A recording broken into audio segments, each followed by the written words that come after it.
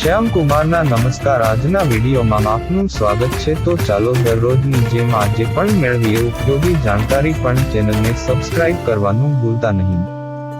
ભારતીય રેલવેમાં દરરોજ લગભગ 3 કરોડ લોકો મુસાફરી કરે છે. ભારતીય રેલવે એ વિશ્વની ચોથી સૌથી મોટી રેલવે વ્યવસ્થા છે. છેલ્લા કેટલાક વર્ષોમાં ભારતીય રેલવેમાં ઘણા ફેરફારો થયા છે. રેલવેની તમામ સુવિધાઓમાં સુધારો થયો છે. સ્ટેશનોની સ્થિતિમાં પણ સુધારો થયો છે, જેથી ટ્રેનોની સ્પીડ પણ વધી છે.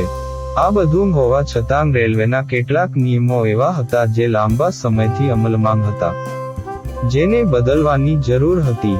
રેલવે ટિકિટ કેન્સલેશનના ચાર્જ અંગે પણ આવો જ નિયમ હતો, જેના કારણે રેલવેને ઘણી કમાણી થઈ, પરંતુ મુસાફરોને ભારે હાલાકી ભોગવવી પડી હતી. રેલવેએ હવે વેઇટિંગ ટિકિટ કેન્સલેશન ચાર્જ અંગેના નિયમોમાં ફેરફાર કર્યો છે. ચાલો જાણીએ સંપૂર્ણ સમાચાર. ભારતીય રેલવેએ મુસાફરોને મોટી સુવિધા આપતા ટિકિટ કેન્સલેશનને લઈને નવો ફેરફાર કર્યો છે.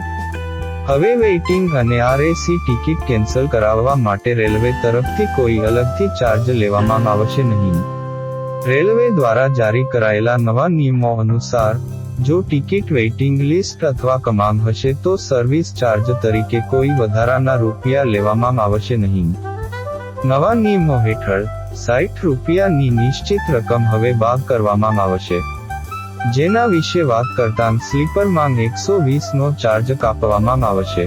તેથી થર્ડ AC ટિકિટ રદ કરવા પર 180નો ચાર્જ કાપવામાં આવશે.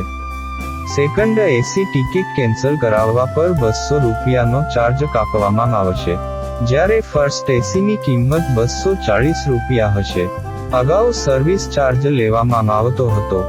અગાઉ રેલવે વેઇટિંગ લિસ્ટ અને RAC ટિકિટ અથવા અન્ય ટિકિટો રદ કરવા પર સર્વિસ ચાર્જ અને સુવિધા ફી તરીકે મોટી રકમ વસૂલતી હતી.